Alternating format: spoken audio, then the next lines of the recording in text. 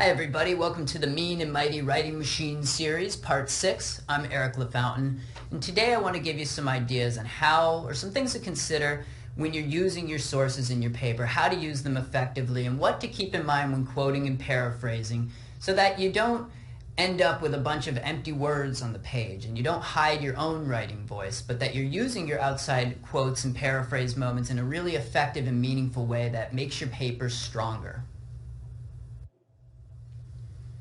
Question number 1, am I accidentally plagiarizing?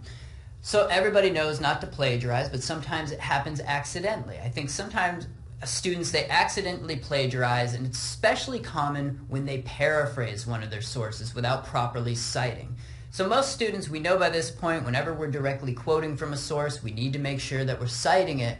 We also need to keep that in mind when we're paraphrasing one of our sources. When we're just giving a neutral gist of the writer's words and we're summarizing it, we need to show that that didn't come from us, that actually came from one of my sources. So rule number 1, never assume your readers know what ideas came from you and what ideas came from your sources. So when you're paraphrasing, make sure that they know, hey, this did not come from me, this came from this source, and I'm citing it correctly. Another thing to keep in mind when you're paraphrasing, you can give your readers the heads up with signal phrases such as according to X, the writer states that. This covers, it helps you in a number of ways. By doing this, by bringing these signal phrases into your work, first, you avoid getting into plagiarism trouble, which nobody wants, right? And it also shows your readers exactly where those ideas came from. So maybe I'm not directly quoting, but I am showing my reader with that signal phrase that these ideas did not come from me, it came from the following source. And now they know exactly when they're looking at my works cited page, okay, so that's where that chunk of information came from. So make sure you're practicing doing this. Always keep that in mind when you're paraphrasing your writers. Make sure that we're citing them and showing our readers that those ideas did not come from us, came from one of our sources. Question number 2, does it need to be there? I think in early drafts of our papers, it's very tempting, right, to just bring in a bunch of outside research. And sometimes we don't question, are we doing this in a good way? Are we damaging our paper with this outside research? So I'll give you a series of questions to keep in mind as you're revising your work, as you're editing it. Number 1, do I really need this quote or this paraphrase in my paper? I brought it in, maybe I did so in the beginning because it seemed like a good idea, but now that I have a little more distance on my paper, is it actually, number 2, adding anything to my work? Right? Do I really need it there? Is it adding anything to my work? Is it making my paper better? Is it contributing to my paper in a meaningful way? And then the third question, can I ditch it or can I condense it? Maybe I need to just get rid of this entirely, or maybe I need to just put it on a diet, right? Maybe I need to just slim it down a little bit.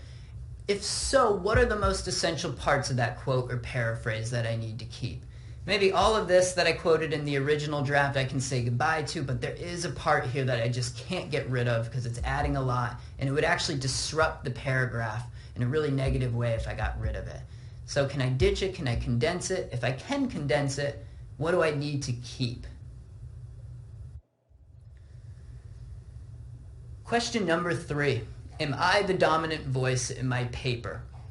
So when you have a lot of quality research, I know that I find it tempting sometimes to just let those quotes and let those paraphrase moments overtake my work. There's so much out there that I want to bring in, and pretty soon I don't exist in this paper. I've quoted and I've paraphrased so many times that I pretty much have disappeared.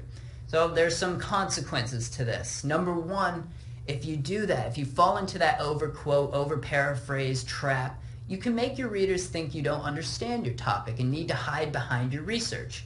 So I always get students to think about a research paper almost like you're building a home from the ground up. It's your house. You need to be very selective in who you're allowing into your home, and you don't want them to be overtake your house, so to speak. Don't make them the dominant voice. You want to remain that dominant voice. So you might have to clear out some of those voices, or turn the volume down a little bit, condense some of those quotes, condense some of those paraphrase moments. If you are overquoting, over-paraphrasing, number 2, you can also make your readers think you don't have original ideas of your own. Right? I don't know enough about this topic to come up with anything fresh or meaningful, so I'm just going to hide out in the background and let my readers, or rather let my writers, overtake this work. that's a really bad message to the reader. They're not going to feel like they're in good hands. And they're not really going to trust you as a writer. They're not going to feel like you've given this topic enough thought. If you can't come up with your own original ideas, why should we continue reading? This is just kind of a copy-paste style paper that nobody wants to pay attention to. So make sure that we don't let those voices drown us out. Come up with your original ideas. Make sure that you're the dominant voice. And the third one is drown out your writing, right? If you are quoting and paraphrasing over and over again every single paragraph, pretty soon you're in the background, right? You're in the shadows and it's just not your work anymore. I know that this is tempting to do, especially if you struggle to get to the page limit that your instructors set out. If it's a long page number, right? If you have trouble writing 10 pages, of course, right? Quoting and paraphrasing, it helps. It takes up space. But you're getting to that page mark in a very empty way. And it's not going to be a solid paper. So I propose this to you. Once you have a solid rough draft completed, I want you to experiment highlighting every moment where you quote or paraphrase. So if you're old school like me and you want to print your paper out and take an actual yellow highlighter and highlight every single moment where you quote or paraphrase, or you can do this on your computer, then you can really zoom out and see what you've done. Oh my gosh, page 1, page 2, page 3, a lot of yellow, right? A lot of outside voices, so much so that this isn't my work anymore. I only exist here and here in these very, very narrow gaps, and then it moves right on to the other writers. So after I have it in front of me, after I see everything, the amount of quotes and paraphrases I have, the question to ask, am I the dominant voice in this paper? If not, how can I open up more space for my writing voice? What can I condense? What can I slow down on? And what can I do with these quotes and paraphrases so that I'm not just dumping them in, they don't just exist and I run away from them. How can I open up more space so that I'm in this paper, I'm the #1 voice? I think that's a good question to always keep in mind as you get deeper into the writing process.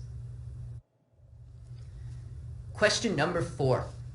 Am I explaining my quotes and paraphrases? I think sometimes when we bring quotes and paraphrases into early drafts of our work, we just dump them in and we just run away from them sometimes, right? Here it is, and I've done it, and now I'm just going to run away. So some questions to keep in mind. Number 1, don't run away. If so, slow down. Hold your readers by the hand.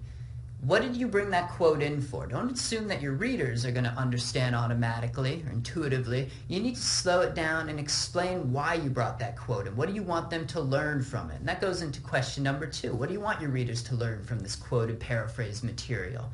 Analyze it. Show us what we're supposed to get from this quote and paraphrase rather than just dumping it in and sprinting away. Slow down and really dig into that quote and that paraphrase material. Analyze it for us. Show us what we're supposed to get from it.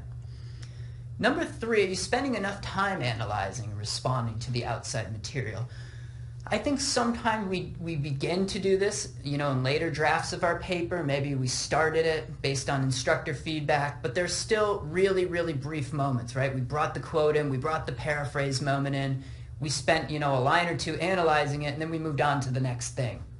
So sometimes as we get deeper, we get later into the drafting process, slow it down. Maybe we begin, but we need to spend even more time on that quote, even more time on that paraphrase moment, analyzing, responding to it.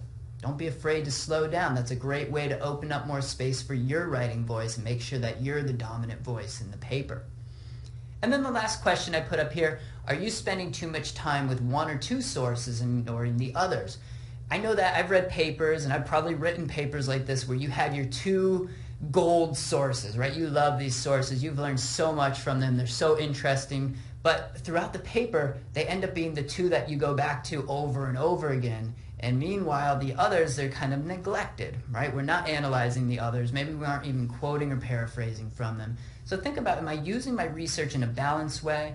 Am I letting an outside voice or 2 hog the space, so to speak, right? Are they taking up too much space and I'm just analyzing them on and on and on, and meanwhile all my other sources are neglected? Well, maybe in the drafting, the revision process, we can open up more space to analyze and respond to those neglected sources as well, and condense the moments with those gold sources. We don't want to let that overtake our paper either, just 1 or 2 sources. So hopefully now you have some ideas, A, how to avoid accidental plagiarism. Make sure that when you're paraphrasing, you're giving your reader the heads up. You're showing the reader that, hey, these ideas, they came from this source. It's not mine, not my original idea. And now we can think about, too, when we're bringing quotes and paraphrases, how to use them in an effective way, how we can avoid letting them overtake our paper, and make sure that we're not just dumping them in and running away. We really want to make sure we're pushing back on them, we're analyzing them, and we're showing our readers exactly what we want them to learn from these sources. So that's it for the Mean and Mighty Writing Series, Part 6. I hope that all of these tips will help you when you get your next big research assignment. And feel free to reach out to your instructors if you have further questions about that particular writing assignment. And I hope everybody is now a lean and mean, mighty writing machine.